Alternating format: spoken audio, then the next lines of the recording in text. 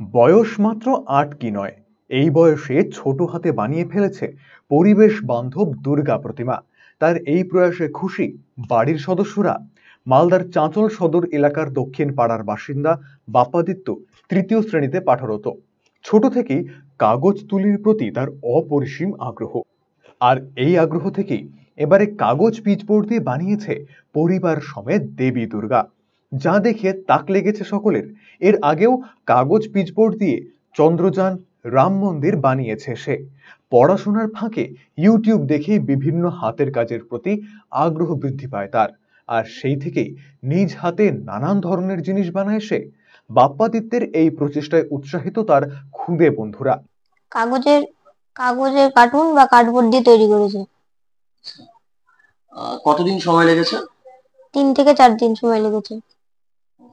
মা দুর্গা ছাড়া আর কি কি তৈরি করেছে? মানে লক্ষ্মী বা লক্ষ্মী গণেশও আছে? মা দুর্গা ছাড়া লক্ষ্মী গণেশ কার্তিক সরস্বতী মা দুর্গা সবই আছে। তার সঙ্গে রাম মন্দির তৈরি করেছি, চন্দ্রযান 3 তৈরি করেছি, মোবাইল তৈরি করেছি, ডোরেমন নোবিতা তৈরি করেছি, এসব তৈরি করেছি। ছোট থেকেই আমি নানা রকম জিনিস ফোন থেকে দেখতে দেখতে আস্তে আস্তে আমি বানানো শুরু করার পর এটি আমি তৈরি করেছি। এটাকে আমি পুজো দিব। পড়াশোনার ফাঁকে করেছি অবসর টাইম। তার এই প্রতিভা বিকাশে নানাভাবে উৎসাহ দেয় পরিবারের বাকি সদস্যরাও। ছোট থেকেই যে কোনো জিনিস দেখে সেটা দেখেই ওর ঝোঁক হয় বানানোর প্রতি, এবং সেগুলো করেও ফেলে খুব অল্প দিনের মধ্যেই।